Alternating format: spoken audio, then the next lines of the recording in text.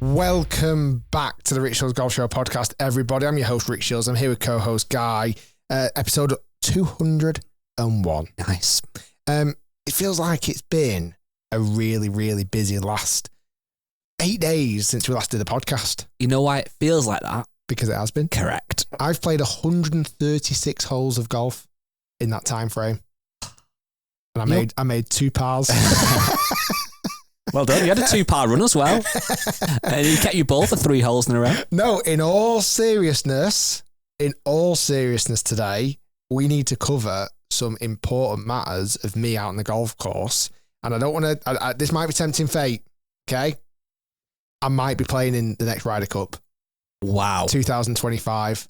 Wow. My game is trending so positively at the moment.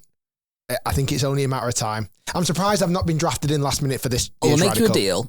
I don't disagree. Let's skip 2025. Why don't you go for 2027 at a manor? A bit more local. Just give me a bit more time. A bit more time, a bit more local, a few more of our UK listeners can make that short journey over. I like that. Game is trending. We'll come on to that quite a lot. But I'm kind of getting some weird feelings at the moment, guys. Talk to me. Some weird feelings. It feels like the last kind of, I don't know, week, Ryder Cup heat fever has crash landed in the world of golf. Rick, you are not wrong. And I don't like to do this, but every now and again, I will tell somebody straight, may I add. And in our Facebook group that has now nearly got 100,000 insane members, lovely people. Insane in the sense that they love the golf. They love a bit of Rick Shiels Golf Show podcast. They want to chat. They want to get to know people. They're nice people, I would say, in that group.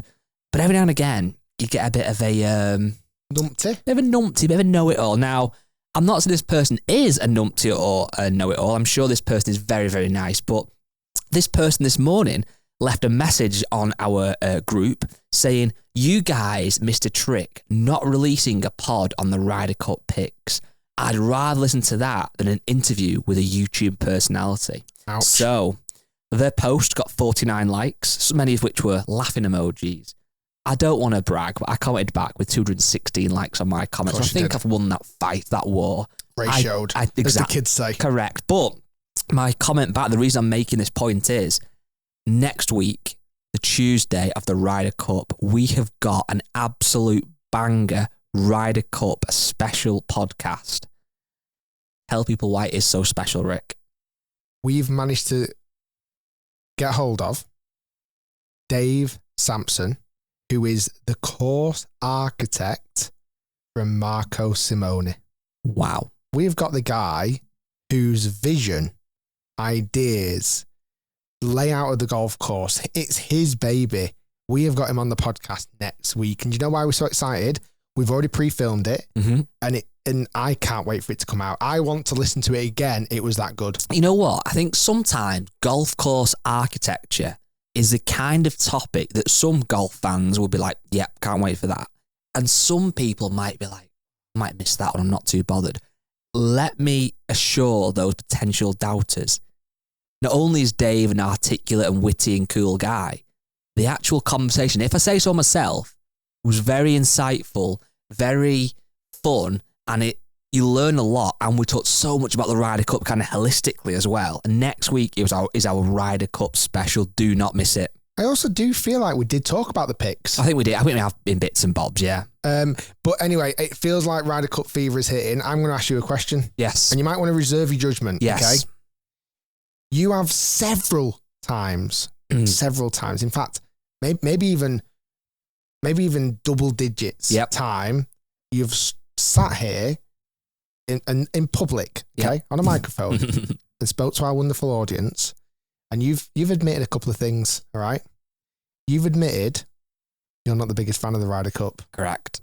Does anything change at the moment? I feel like there's a turn in the tides for you at the moment. Yes. Let me just, for those people who have not listened, there's definitely some of the earlier podcasts, I was quite provocative in my approach to the Ryder Cup, saying it was overrated. Provocative, I like that word. Hear me out. This is nothing to do with politics. I feel like when I talk about Europe, sometimes people think, oh, you want to be out the EU and all that nonsense. Nothing to do with that. I find it hard. So if England are playing football or soccer, to our American listeners, against Brazil, okay? I was just thinking of Guy Farage over there. Yeah. I want England to beat Brazil in a football match. There's no questions asked. Of course I do. I'm English, I'm British, right? When it's Europe versus America, obviously within that, there's English players, your Tommies, your Tyrrells, loads, etc. Justin Rose, Matt Fitzpatrick. I won't keep going on. But do you feel European as such? Is there ever a time where you would class yourself or introduce yourself as, hi, I'm Rick, I'm European? Maybe not. No, it's not our first choice of identification. Correct. So I always feel like if I was American, I would be much more behind the Ryder Cup because you are supporting your country. That's the first thing. I think the second thing with golf as well is, and it's not so much the case now, but I grew up like you and many of our listeners, viewers, as a massive Tiger Woods fan, okay? A huge Tiger Woods fan. Is the reason I love the game so much. I idolised him growing up. I would want Tiger Woods to beat anybody on the Europe team every week of the year, whether it be the Masters, the Open, the US Open, whatever it looks like. I want Tiger to beat whoever. Now, I found it hard as a youngster to then, on this 1 week of the year, change that to wanting Tiger to lose, okay? It's like a football team where I support Liverpool week in, week out, apart from the losing. It found that difficult. I know. I think the only way I'd compare that to it is almost like if your favourite player from Liverpool is... I'll go with Andy Robertson. Who is Scottish. And England were playing Scotland. But your favourite player, like, how do you want his performance to be in that match? Yeah. You still want England to win. Correct. You might want Andy Robinson to score or whatever because he's your favourite player, but you still want England to win. And I think that's possibly where I think in golf, a lot of my favourite players are American. Mm-hmm. I've got a lot of favourite players, as they are European. You're right, though. It's definitely different being from Europe, and I'm sure our American fans won't quite appreciate this, but when you are from Europe and you're supporting the European team, you're right, it's not our first identification. Like, we're not, and certainly with all the bloody Brexit and all that jazz, we're all a bit confused about where we are in the world these days. But for me, it's more the fact of we know what side of the fence we're on. Mm-hmm. We know we're on the supporting the blue team. We know we're going to absolutely smash the red team. I'm in blue, you're in red today. I'm not sure what that's telling us. But I feel like for us, yes, we have got, out of those 12 Ryder Cup players, I think 4 of them are English, which is pretty solid, really, isn't it? And you've obviously got Northern Irish with Roaring, Ireland with Shane Lowry, and et cetera, different countries around Europe. I honestly, I feel like I'm frothing at the mouth at the moment with the prospects of the Ryder Cup, and I'm not sure why this year more than ever. I would agree. I am this year so much more up for it.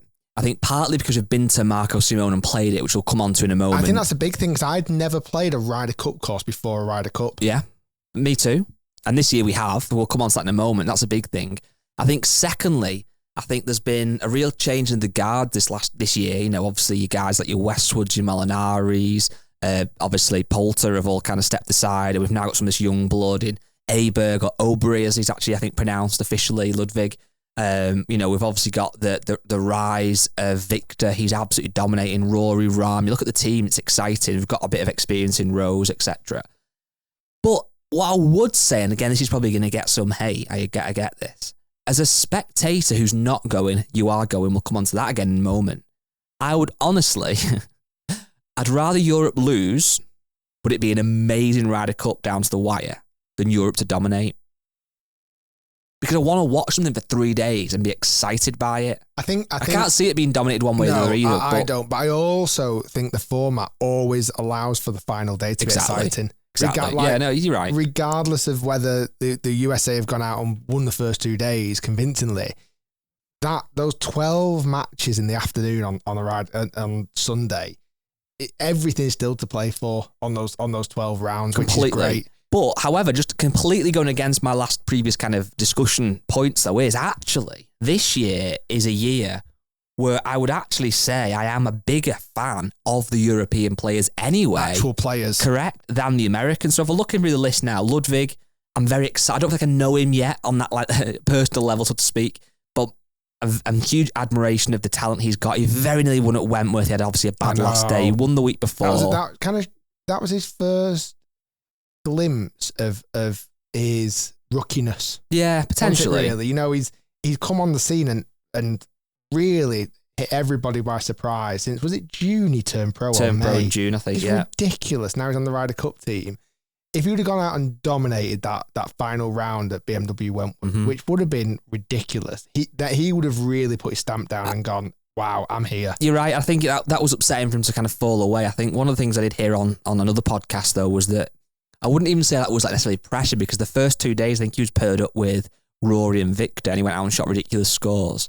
So I don't think it was necessarily the moment was too big for him. I think he just literally had a bad day in the office. But then look at Fitzpatrick. I'm actually a fan of Matt Fitzpatrick. I think I admire his game, love how he's gained distance. I think I quite like his personality in the Netflix show. He came across well. Tommy, goes out saying, massive fan of Tommy. Victor, huge fan of. I must admit, I was never a huge Shane Lowry fan either way. I thought when you interviewed him at the Open, he came across really well, and he gained a fan from me. I do like Rory. I like John Rahm. I like Justin Rose. So many. And even McIntyre, I think the underdog. Yeah, I think the only ones I've not connected with really yet are Straka, who's basically American, really. Yeah, Hogard, and also Aberg, who obviously I don't feel like I know much about. But I've met Fitzpatrick, I met Tommy, I've played with Tommy, played with Tyrrell, played with Shane, not played with Victor yet, but we obviously filmed and done a podcast with him. Met Justin multiple times, met John Rahm at the Masters this year, have interviewed Rory McIlroy. Like, there's actually quite a lot of guys there who I've actually been fortunate enough over the years of doing YouTube I've managed to meet. On the USA side, I mean, there's still some real favourites for me. Obviously, Ricky Fowler. Yeah. In terms of favourites that you like, or he's just a person I love. Yeah. He's such a nice guy. I love Max Home. I've met him a few times. He's been great with me. I've met Justin briefly, but Jordan and Justin, I love both of them too. Scotty Scheffler, I've grown more fond of. I like Scotty Scheffler. I'm still not quite fully there with you. Obviously, me and Brooks have loads of beef, so me and Brooks can't be best friends, I'm afraid. And he's made that very clear in many regards. So that's going to be a bit awkward in the Ryder Cup after I've had a few azaleas and a few sherbets. And hopefully, there's no disgruntled me versus Brooks. Me versus Brooks that gets a bit messy, do you know what I mean? I've met Sam Burns a few times, dead nice guy. Don't really know. I've never met Patrick Cantley. I don't not like him, but he's not someone I'm dead fond of. Wyndham Clark, I feel like, even though he's won a major this year, I still don't feel like I know a lot about him at all, really. Brian Harmon, again, not, obviously won the Open, but I don't feel like I've got any connections with Brian. Colin Morikawa, really like, and Xander Schauffele. So I think it's somewhat mixed, but certainly from as you've mentioned a minute ago, I think a lot more of my favourite players are on the European team. No, I would agree. And I do sometimes jest about the Ryder Cup, but truthfully this year I am really, really excited for it. I'm looking forward to it. As I said, you're going. I know, and I think that is definitely helping my excitement for it. We went to Marco Simone about 4 weeks ago, and we filmed there, and the golf course is spectacular. Those videos are actually going to start to be dropping very soon. We had a match. We had a break 75 that turned into a match play. We sacked off the stroke play because it's not a stroke play course. It's not a stroke play course. We weren't playing particularly great stroke play wise. Even Dave Sampson said that. He said you can't play stroke play around it. Course. It's all about match play. So we put our money where our mouth is and went straight up, head to head. While a winner was decided, we won't name who. Maybe it was me. Maybe it was Rick. Who was it, Rick? Wait to find out on Friday. Is it Friday this week? Friday this week. And then on the following Wednesday, we did a scramble. So we became a team. We put our rivalries to one side. Because the golf course is too bloody hard to play on your own. And what a golf course, though, genuinely. I think you're going to get two real good opportunities to learn about the golf course ahead of the Ryder Cup, which I genuinely think as fans and viewers and listeners and who follow the channel, I think you're going to enjoy the Ryder Cup more after watching the videos because you're going to know the holes much more much more thoroughly.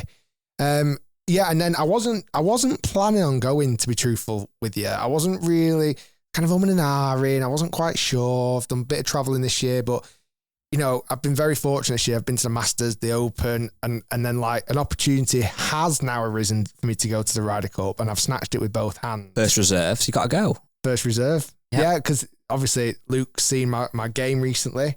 I've also played golf with Luke Donald. How about that? Nice. I feel like my game's really trending at the moment. So, well, let's just imagine that Bob McIntyre, should I say, has one too many pizzas in Rome. Yeah, falls over, rolls his ankle, can't it's play. Easy. A bit of red wine, bit of pizza. It could happen. You could even use his club, play lefty on those cobbly streets. Correct. Honestly, I think I should be there. I'm surprised. I keep checking my phone. I don't know if there's any. I don't know if I've got It signal at the is moment. funny what can happen to people when they break 80. So it just goes so ahead. But just on that though, kind of slight little segue. But the reason you are quite excited about your golf game is this last week. Obviously, we had an amazing collaboration week with Grant Horvath. The best teeth in the game. I think that's fair to say. Yeah. One of the best golf swings in the game. There was a lot of teeth on display last podcast. Yes, there was. Even people listening could tell there was a lot of teeth. It was like 3 horses in here. Horses. How? And only in the teeth department. Yeah. Nothing else. Nice. Nothing else. And also, on top of that, what an amazing guy he is. He's a really, really nice guy. I love spending time with Grant. You played last week, though, with him in parts. Some of the best golf I've seen you play, certainly from the tee. There's spells at the moment. It's not perfect, but I am seeing light at the end of the tunnel. I think it's no surprise to anybody listening, watching, that my game has not been good this year. I've been really upset with my game this year, but I've got no right to be upset because I don't practice. I've not really worked hard on my game. I've not really done anything that deserves any great level of golf. But before the week with Grant, I actually went out for just a little 10-hole practice with your friend of mine, James Robinson. Yes. Friend of the channel, who also featured in the Grant week, because we actually had a little cheeky match where Grant took on James Robinson. That was a great match play. Ex-tour professional, played in the Open. We thought it'd be a good head-to-head. And another one. And we did you and Grant versus me and James, yes, which was also really good. I think you might have hit one of the best shots you've ever hit. Yes. On a finishing hole. Yes. We won't spoil that. But I actually went out with James just a little. I'd not played golf for a week or so before playing with Grant, and we went out, just brush off the cobwebs, and he kind of just, observations that I've known about my golf swing for a long time, he kind of just started to probe the questions and start to ask, why do you open the face a little bit in the backswing, and why do you get a little bit cuppy? And anyway, he gave me a little improv lesson. And I wasn't going to trust it, not because I don't trust James, but because any swing change, and I'm sure everybody listening, watching can associate to this, any swing change takes a little bit of time to bed in. Mm-hmm. It's not always an instant fix. And for something that felt so bizarre for me, closing my face more in the backswing, I wasn't fully trusting being able to take it out on the golf course. And I expressed these concerns to James, and he said, "Are you playing well at the moment?" I said, "No, I'm playing awful." He said, "Well, what does it matter?" Good point. He said, "Well, what does it matter? Why don't you just make these changes? And so what? If you're already going to play awful, you might as well try something new and play, hopefully not as awful." You know what I thought the other day on this? Right, when you've not played golf for, let's say, a month or 2 months or whatever, and you go back and your swing feels a bit weird because obviously you've not played for very long, not played much. Say somebody, this would be maybe a silly example, but say someone's playing bad golf, right? They're just hitting it rubbish, not enjoying it. Would you ever recommend having like a month or 2 off, firstly for your headspace, just to get out of the world of golf, enjoy doing other things, come back and almost before you hit a ball, actually have a lesson so that you can almost change your swing while it feels weird anyway? It's not a terrible idea. It's not a terrible idea at all, because sometimes when you're in that kind of weird position where you've just come back out of golf for a while, everything feels a bit different anyway. Exactly. So it's not, your swing's a bit more jellified. So you can kind of make changes. There's sometimes when I was obviously still coaching full time where I'd get just that situation where it's like, oh, I've just been all day, Rick. I've not practiced for 2 weeks, and sometimes my eyes lit up. I'm like, brilliant. Yeah, because you're in that stage. You've got jelly arms. You're in that jelly arm stage where I can manipulate and mold you. But yeah, no, there was definitely. I'm not saying it's perfect yet, but there was definitely light at the end of the tunnel. I hit my driver so much better. I hit some of the sweetest irons and wedges I've ever hit. Mm-hmm.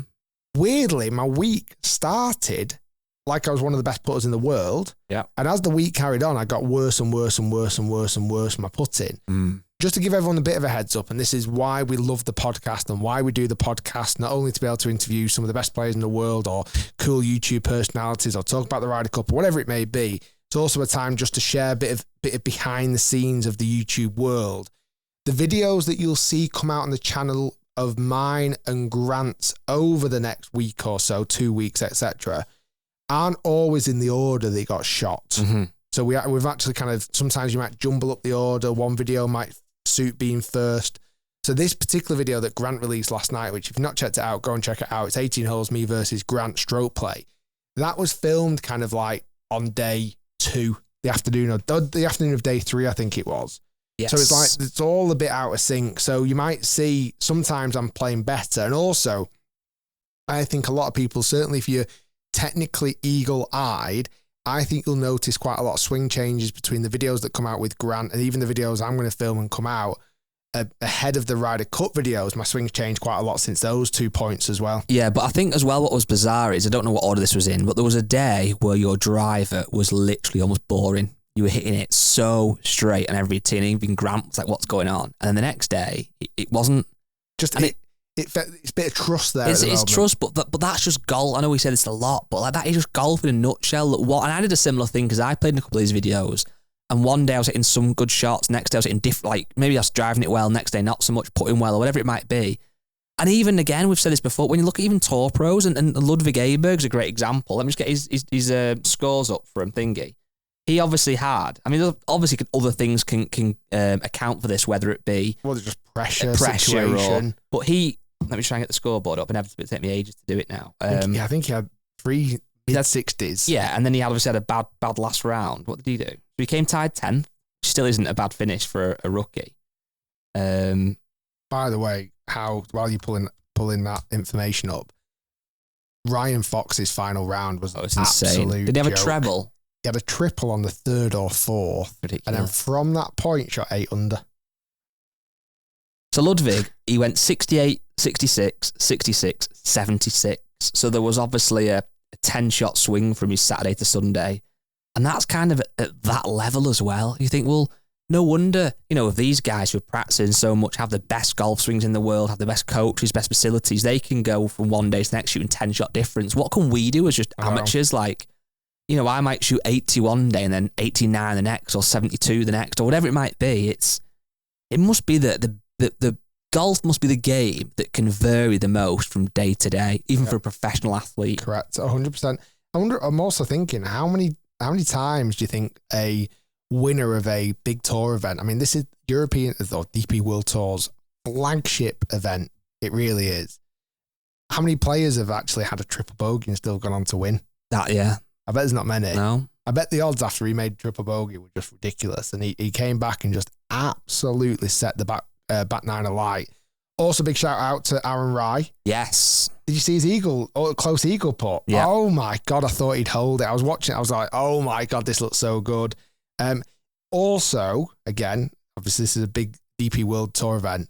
The European team did really good. Yep. Every one of them made the cut. Mm-hmm. Every one of them was performing really well, from John Rahm, Tyrrell Hatton, Victor Hovland, Tommy Fleetwood, Rory McIlroy, Aberg, all on the front page of the leaderboard. Good to see. Promising signs. Yeah, so at the moment, the game's not quite there. But again, give me 2 years or 4 years at Ryder Cup. 4? Yeah, I'll go 4 years. Another thing I'd want to give a shout out to is this week again with Grant. I've got some great content coming in. There's loads on Grant's channel as well. I would like to give a shout out to firstly to the Belfry as a resort and as a golf course. It is up there for me. I just love how it's so central in England. It's easy for people to get to. The chicken tenders are phenomenal. Well, you had them 6 times. So yeah, I'm a big chicken tenders fan with buffalo sauce. But not only that, there's 3 golf courses. We obviously use 2 of them, the PJ and the Brabazon. The Brabazon in particular, and we had this little chat, is one of my favourite golf courses. It's such a fun course to play. There's so many holes where there's a couple of not so great holes, but there's probably 15 holes or so that you're actually you're on one hole looking forward to the next hole. I just really enjoyed it. It's a shout out to them. And also shout out, as always, to Wallasey. We did some filming at Wallasey Golf Club, and it was just, as always, immaculate. And it was the first time Grant had ever been on a links course, and his jaw just hit the floor. It was a nice one to take him to. Honestly, the condition of the golf course there, John, the head greenkeeper, he's done such an amazing job. He's absolutely killed it. And Gareth, the GM, and just every bit of it. Every bit of it's superb. We also, you didn't come with me on this shoot, but for a video we did on Grant's channel, we actually went over to Royal Liverpool, the home of this year's Open Championship. It looks so bloody different. Without all the grandstands. It's mad. So it looks smaller, I take it? Or does it look bigger because there's more land? It looks bigger. It looks a lot bigger than normal. Really? Because you remember what was in those positions. Right. Like, it's madness. It's madness. I didn't play in that video. It's a video that Grant does. It's called The Cut. So I was kind of caddying / giving him some advice. I hit a couple of shots. I actually birdied 17 again. Nice. Had literally a kick in. It was about this far away. You love away. that hole. I do love that hole. But yeah, it was, when you think about, and this is what's always crazy about these golf courses, and we'll see it at Marco Simone. We went there a few weeks ago, infrastructure up, everything else. As soon as the Ryder Cup's gone, a few weeks later, gone. It's just like the circus has come to town and then it's gone. Yeah. Just like the Open, like, it felt like that in that week in July, Royal Liverpool, Hoylake was the epicenter of the world of golf. Yeah. Everybody is there. And then last week, me and Grant went the very last tee time. We got round in like 2.5 hours because it was going dark. And it's like, how is this the same place? You know what? I think that is one of the reasons why I love St Andrews so much, because, and it sounds bizarre, when you go to the Open at, say, Royal Liverpool, and then you go a few weeks later or a month later, or whatever it might be, a couple of months later, and everything's gone. I don't know why. I feel quite sad about it. They're like, oh, that's over now. But obviously, St Andrews tomorrow or today is nothing like it would be when the Open's there. But it's a bit close. There's still golfers everywhere. There's people walking around the town with golf clubs. Right, there's golf shops. And I feel like you get that little bit of energy, that golfer's buzz. And I don't know, I think another thing as well, just kind of again, a little segue though, is the difference with an old course or Royal Liverpool with the infrastructure is those golf courses were there long before all this, we would have ever thought or dreamt that golf events would be so big. Whereas something we'll come on to next week with, oh my days, my name just... Marco Simone? No, with Dave, sorry, is that the whole golf course was built with the Ryder Cup in mind, and all the infrastructure, I'd say, dwarfs that of the Open. The one thing I can't fathom now is when I go to, like, say, Royal Liverpool, when all the grandstands were not there. But why was that land left like that? Like, there's huge expanses of land, and I'm not just talking about the driving range, which obviously becomes the tented village. On the side of 3. Side of 3. Yeah. Massive infrastructure, like on the left side of 3. Yeah.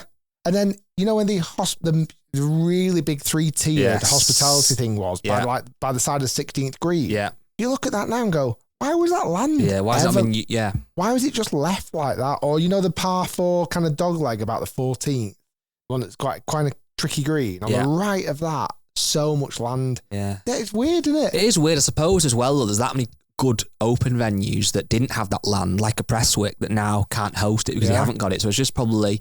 Even like a Royal Lytham. Like, Royal Lytham is an amazing golf course. I'm a huge fan of it. But there's rumours now about trying to get the Open again, but it's just not got the infrastructure. It's not got the space. And somewhere like that, it's surrounded by houses and a railway. You can't just make space. Yeah, no, I agree. I think this year, obviously, again, we said about the Ryder Cup, we're more excited for it for a number of reasons. I can't make this one anyway, but this is the one I do feel like people that are going, I'm kind of jealous of. And I do think that, because hopefully, obviously, a lot of Europeans and people listening to this podcast will go over, and Americans. I think it's going to be one that people are going to love. I just can't understand it being full. What, of people? Yeah, it will be, but I almost can't imagine it. I suppose you've got Americans, clearly, are going to go over. You've then got Europeans. It's such a short flight. I wonder how many actual Italians, even if they're loose interest in golf or no interest in golf, would go. This is the 3rd biggest sporting event in the world, but I think we got told that by Dave. You've got the World Cup. Olympics, World Cup, and then the Ryder Cup. Wow. So if that's within an hour and a half of your house in Italy, would you take the kids and go, look, this is a once-in-a-lifetime opportunity. We've got cheap tickets. I don't know if there's cheap tickets for residents or not, but it's going to be good. I'm really excited for it. Do you think this year has been a good year for golf?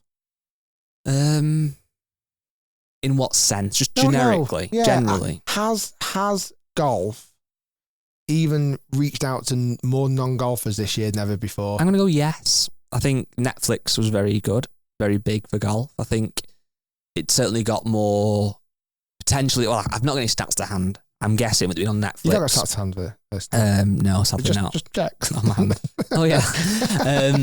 No, but you've got to think that the Netflix show has had a positive impact on the game, whether it be casuals or wives or partners, husbands of golfers, whatever it might be, might have to take a bit more interest in the game. That's got to be a good thing. Yeah, definitely. I think the live chatter from live in general, and then obviously the forming of the PGA Tour and the PIF and all that stuff, although it might be bad as a golfer, it gets golf in the headlines more. Is that a good thing, potentially? I'm just very intrigued this year. I mean, it's like, obviously Tiger now is not the big pull, or, you know, he played in the Masters, that's it, this year, and then pulled out because of injury.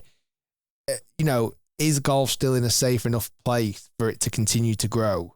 And is it still reaching the non-golfers, the audience? I kind of feel like it is, but like I said, I've got no stats to hand. I think on Tiger personally, I've said this before, but like we're big, huge Tiger fans. That's obvious. We know, everyone knows that. I've not personally missed him in these majors as much as I thought he would. Like, yes, if someone said to me, I've got a crystal ball, is that what you call a crystal ball when you can see the future? Oh yeah, they're popular, yeah. No, but is that what they're called? Crystal ball? Is that wrong? Yeah. Is it? Yeah, it's a crystal ball. Yeah, my head just went then. Someone said I've got a crystal ball. Crystal maze, or no, crystal. And I was going to say something else then. Crystal meth might be. I watched Inside the World's Worst Prisons yesterday, and that was about crystal meth. Wow. Anyway, no, and someone said, yeah, I've got crystal ball, and I can see that next year Tiger is going to be playing in a major or 3 majors or 4 of the majors. I would be delighted, right? I really would. But I'm not. When I watched the Open this year, and honest to God, never once thought I'm missing Tiger, because there's so many more narratives now. Obviously, you've got the kind of rivalry, well, not rivalry, you've got the battle between Jon Rahm, Scottie Scheffler, Rory. You've got this young blood, you've got your Victor Hovlands, you've got the Ludwigs now coming through. Weirdly got like your Ricky Fowler and your Jason Day back, exactly. Who are playing great. And then on the other side, so that I don't think personally I'm missing Tiger, but you are right. The influx of Tiger in the mid to late 90s to 2000s was massive for golf. I'm not for one second comparing what I'm going to say now to Tiger and what he did. But another thing we're seeing a lot more now is obviously with the influx of YouTube golf creators, YouTube golf TikTok people, etc. I personally believe, again, we are seeing golf transcend that younger audience.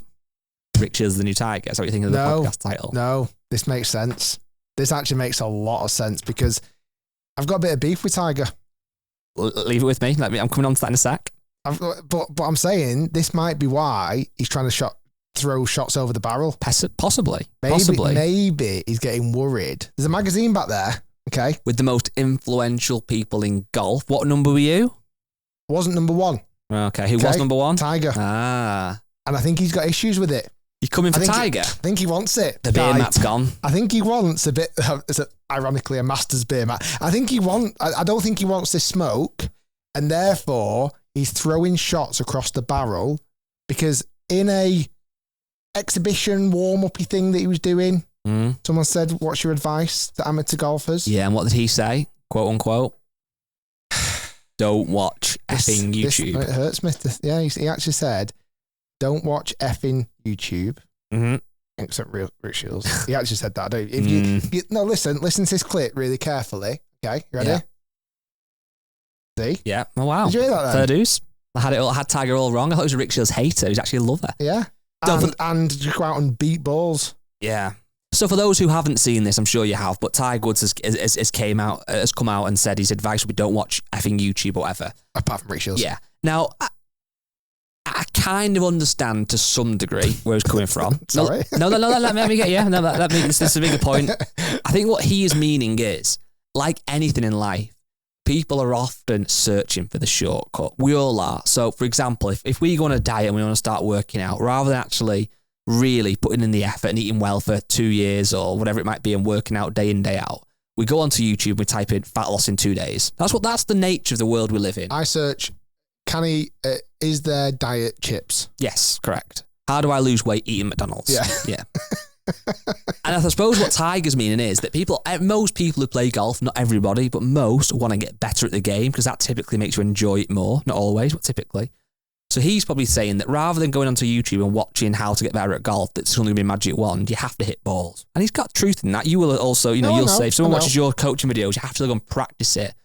I think the short-sightedness, though, what people have been kind of jumping on and joking is that how many people, and we see the stats in this, literally, watch a golf coaching video because they've never, ever, ever even held a golf club. They might be going on a first date to a driving range. They might be going on a works do with golf. They might even go and play mini golf and never putted before. Silly example, but true. They watch your video, they watch somebody else's video. Next thing they go and actually quite enjoy it. They go to the driving range again and again. Then they actually book in a lesson with a pro, or they buy some clubs, and then they become a Tiger Woods fan or a Victor Hovland fan. So I think for a lot of people, YouTube is that gateway. And I think by people not realising that, it is very, very short-sighted. Yeah. And that, and obviously he wants to remain as number one most influential person in the world. Correct. And his son probably spends too much time watching your videos. So. Possibly. So yeah, little beef. Tiger. Oh no, not this. This is one you won't win. Even I'm on Tiger's side. If you want this smoke, 10-shot challenge medalist, you set the time, I'll be there. If Tiger said no, I don't want to play you, but I want to have a celebrity boxing match with you once his legs are a bit better, how many rounds do you live with Tiger? How many rounds of boxing, 3-minute rounds, could you handle? I'm quite fast. I can probably run away from him for a while. Yeah. I reckon you get into the second round. Yeah, no, I'd take that. Running around, burn him out for the first one, then you just absolutely leather shit with a big haymaker. Let's not think about Tiger fighting me, because that's not a vision I think there's more chance of Tiger fighting you than a 10-shot challenge. True or false? False. Prove me wrong. I will prove you wrong. Tiger, you and me, 10-shot challenge. If that ever happens, I would love the picture on Instagram to be you and Tiger squaring up, fists up. Imagine that. That'd break the internet. I love Tiger. I do miss him. I take it all back. Is that what back. we're getting to? Is that basically what we're getting to all this? I think the other thing is if he ever said, all right, Rick, do a 10-shot challenge. If I win, you delete your YouTube channel. But can you put the video on first? I was going to say, yeah. Otherwise, there's no point let's doing try and it. milk the...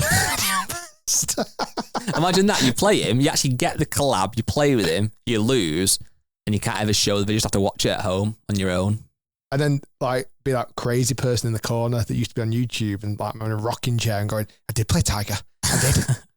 I did play Tiger. Bug with the last lost. Bug with the last lost. Bug with the last lost. I see the future. That's your crystal ball moment there, guy. That is my crystal ball. That is right it there. Random one then. I've got a question off Josh Green in the Facebook group, and it's very, very random, but I'm going to ask it you. Obviously, he says there is a copyright issues with music in your videos, so we don't get to hear your music tastes. But what are yours and Rick's favourite musicians? And if you had to pick a favourite song to walk out to, what would it be? So picture the scene, Rick. You do make the Ryder Cup in 4 years' time. They've also implemented a new rule where you walk on to your absolute walk-on song, like a boxer, like a darts player. What are you walking on to, and what music do you like in general? I play it for you. This is going to get monetized. We can't, because it'll get monetized. A little bit. And I think the artist will be fine with it. He's a personal close friend of mine. Find it. Matt, will this get demonetized? No, it won't. Don't worry about it. What the hell's the song? I've got it. Go on, quick. I've got it, don't worry. I like, in answer to the question, I like rap music. Ready? This is what I'd walk out to. Right, that's enough. Good morning. I think that's 10 seconds. Good morning. Wow. It's a remix. I do also like pop rap. Right, yeah. I like squeaky clean, not too many F-bombs. Mm-hmm. I can listen to it in the car with the kids and they're not going to be getting all gangster on me. Yeah. But I also really like pop music. Yeah. Like just love pop music, love dance music.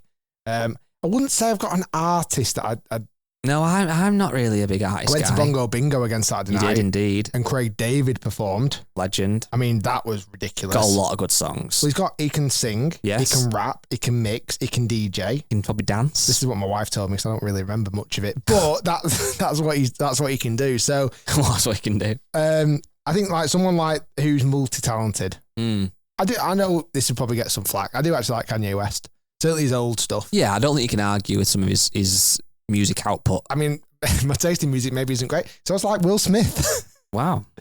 So Will Smith, slaps. Kanye West. Trying to think who else I really like. There's loads. I like anything dance. David Guetta. I love David Guetta. Or Guetta. Yeah. You I like the new Doja Cat song. Well, don't know it. Yeah, quite cool. So okay, boomer. On that though, there's also there's some very exciting videos coming and have been on the Hit channel. So if you're one of those golfers like a lot of us who love golf equipment and you want to watch more golf reviews, if you didn't know, which I'm sure you should have known, but if you didn't know, Rick has another new channel, Hit Golf Reviews. Is it another new? I've not got another one. It's a new channel every bloody week. Can't keep up. He's got Facebook. He's got Instagram. He's got Toxic. I've got it on Snapchat. Got his WhatsApp, his Telegram, email, post, PO box. I've got it. You name it, we've got it. So Rick's another new channel. His third channel. The same channel that we've had for like quite a long time now. Yeah, this could be someone's first ever listening to this podcast. So Rick has a third channel. He's got 3 YouTube channels. Rick Shiels Main, Rick Shiels Podcast, Rick Shiels Reviews, blah, blah, blah. Hit Golf, ball in, blah, blah. There's been some very, very exciting club reviews on there. One of the big ones that really excited me, because again, a bit more nerdy, was Adams Golf are back in a big way. And the kind of different target market now. They're going a little bit more for the kind of younger golfer, maybe a bit more of a young professional who wants to kind of buy a bit of a package set, get it all in one, but wants quality, doesn't want to spend a stupid amount of money. We've got more videos of that stuff coming, but the first one we have released was the new putters. They have actually bought and utilised the C-groove technology that lots of people will know from the old Yes putters. Yes putters were absolutely amazing and so popular in the mid-2000s, 05, 06, 07, etc. The back. Back with a bang. They were nice, really nice. I tested it against the Yes putter as well, and the roll off the face was very, very similar.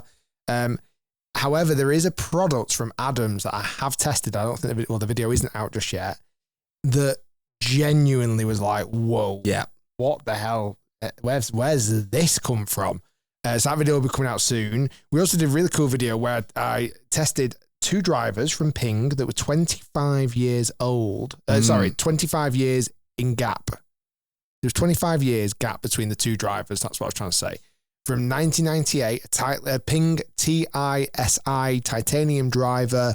I remember when it first came out, I'd only really just started playing golf in that year or the year just before. And then the latest Ping G430, what are we up to now? G435? G430 LS Tech. I was thinking it's 35 for some reason. G435. That's next year's driver. The Ping G430 LS Tech. And the yardages, I'm sure many people aren't going to be totally surprised that the yardages were different, but go and check out the video to find out actually how many yards were different. Because it was kind of, it was probably about right. It was about right, and it just, again, we won't give it too much away, but we all know that year to year, there's not much change, whether it be in a golf drive or it might be in an iPhone, for example, another example, or even a car, year on year, it's not great. But if you do skip a few generations or a number of generations, you do certainly see that there is a difference. And I suppose on that, we kind of know now that to some degree, golf clubs' drives have hit some level of limit in terms of how fast they can be, etc. But I would very much imagine in the next 20 years or 15 years or 10 years, drivers then will be outperforming today's ones. So there is still innovation to be had, I guess, is what I'm saying. But yeah, that's an exciting video. So keep your eye on Hit Golf. Make sure you go and subscribe. Loads of videos coming soon. On that, though, we have both also got a new 3-iron in the bag. You have got what I can only really describe as a magic wand. It is. How do you think it is a magic wand? It's bulky. It's not the best looker. Listen, not many witches are. No. Nice, like that. Your little broomstick. But what it can do with that broomstick, you want it high? I can do. What you want to hit it? Can you hit high? Can I? Low? Easy. Medium? Next. Yeah. Question. Off a tee, off the rough, off the fairway. Remind me of the model name? Is it U505? Something like that. It's the new Titleist Chunky. U505. It's honestly, I kind of didn't want to put it in the bag. Didn't want to. Nope. Okay. Didn't. An ugly duckling. But honestly, it is working. The best ugly duckling I've ever had. How many ducks have you had? I would say, because I'm similar, but I just got a new 3-iron. I've got the Titleist T200, the new one. For me, and I think you're in a similar position, Rick. I think probably a lot of people are. I've swapped putter recently a bit, but I keep going back to my Spider. Love my wedges. Got the new irons, fine. I can use any irons, really. Love my driver, love my Anything. 3. No, you know what I mean. I'm not too fussy to a degree. Driver 3-wood, great. That kind of gap between my 4-iron and my 3-wood, I find it so hard to fill. I've tried 7-woods, I've tried 2 irons. With all with some success. You kind of need 2 clubs in that gap. I think you do. That's what I'm becoming the realisation of. And I'm actually going to start kind of monitoring a bit of stats in my game a little bit. Nothing too nerdy, but just kind of measuring a few stats and just see where maybe I could take a wedge out of the bag and put an extra club in. Because I wouldn't mind a 5-wood. Yeah. Never a club I've had. No. Ever. The guy, actually, have to be fair. I've always had driver 3-wood, then long iron, whether it's 2-iron. I've had a hybrids mixture. Or I could even put a 2-iron in that same club in the U505. The only way I think you make that work then, and I've toyed with this myself, because I have a pitching wedge as part of the set, and then I have 50, 54, 58. Do you go 52, 58? So you've got 46, which in my case, which is your wedge. Like James Robinson does 52, 58. Because surely the 52 gets you that gappiness. You can open it a bit for your more 54 kind of shot, and then your 58's there anyway. Yeah, because I very much, when I unless I'm hitting like a full shot, I think I'd have to get better at being able to control a 52's distance. I'd need to be able to hit a 52 90 yards or 100 yards. You get what I mean? Yeah. Where at the moment, my 100 yards is bang on my 56 degree. Pretty much I'm pretty confident with that. If I went 52 and 56, I think I'd have to just be better at my distance control to be able to allow for that extra gap then to go longer in the clubs. No, I agree. And then the last little bit the other thing, last one. I don't actually know how much I'd use it though. The 5-wood. Just say for argument's sake, right? You're 230 yards away from the green. Mm-hmm. Now, typically that's going to be a par 5. Mm-hmm. Really, isn't it? Yeah. Or a long par 3. Crazy par. Yeah, or it won't be a par 4, would it? Unless it's a ridiculous golf really course. Bad tee shot. Yeah. Like, am I happy ripping that 3-iron and being 10 yards short? Probably. But would you rather hit the 5-wood and be on the green? If there's space there, it depends. I don't know. It's a club. It's a part of the golf bag I really struggle with. I think there's almost too many options. Like we said, there's 7-woods, there's 9-woods, there's hybrids, there's 2-irons, there's these kind of what you've got. It's like almost a utility chunky iron. It's hard. The other option is I might put a bit more loft in my 3-wood. Yeah. The only time I ever hit my 3-wood off the tee definitely isn't for distance, obviously. It's just to put it in play. So if I was 10 yards shorter but in play with my 4-wood, fine with that. And if I was going into a par 5, sorry, as long as I can still muscle it 240, 245, I can then knock it down to 230. Yeah. That's what I'm going to do. Last thing as well, which we will also be reviewing soon, I'm not quite sure when, but on the channel, there's new tailor-made putters come out, the new Spider putters. They're not going to be really reinventing the wheel. I think the Spider franchise has really helped TaylorMade become a legitimate putter brand. They've tried and dipped the toe into lots of things, and to be honest with you, they've failed in a lot, I would say. What was that?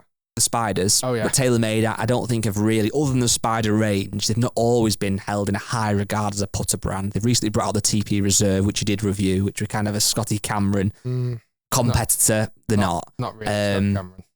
They've had other bits and bobs, but I think the Spider range is the first time really that I think for me the key to success for a brand is when somebody asks you what you've got, you can actually say the model as opposed to the brand. So for example, Pro V1, Vokey, Spider.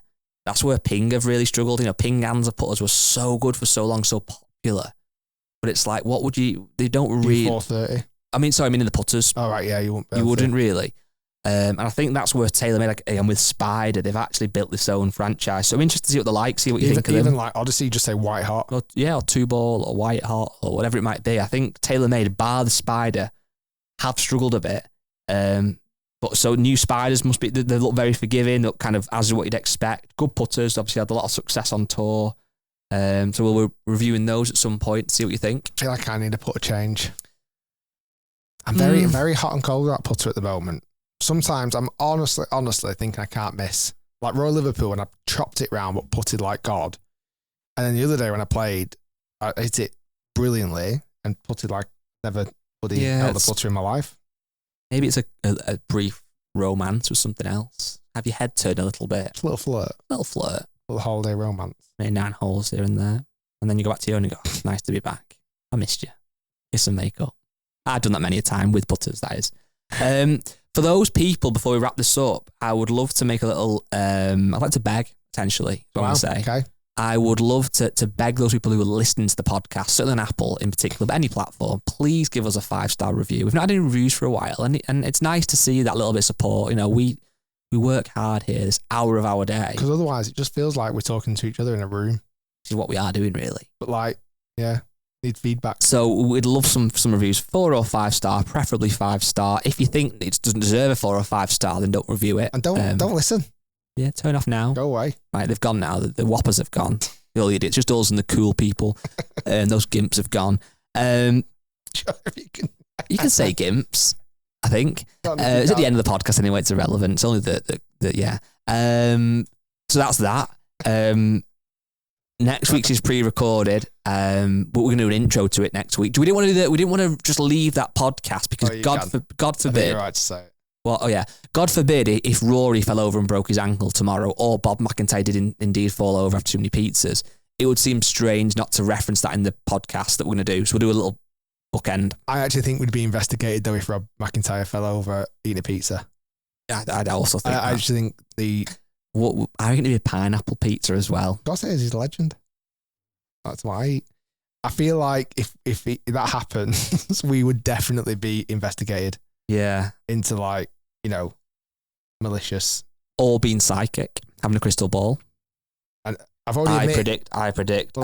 Also, if this was 1,000 years ago, we'd be burnt on the stake. Well, let's see. I'm currently saying I've got a magic wand. Yeah. I'm a witch. Yeah. We're predicting the future. I bet I could predict who won out of yours and Grant's match that you played for our channel. I also bet I could predict who won out of me and you at Marco Simone. I bet a lot of people could predict who won versus me and Grant, but enough said. I've said enough already. Guys, stay tuned. Lots more to come. We shall see you next week. Oh, Ali G. Like a gangster. That's too much Kanye West.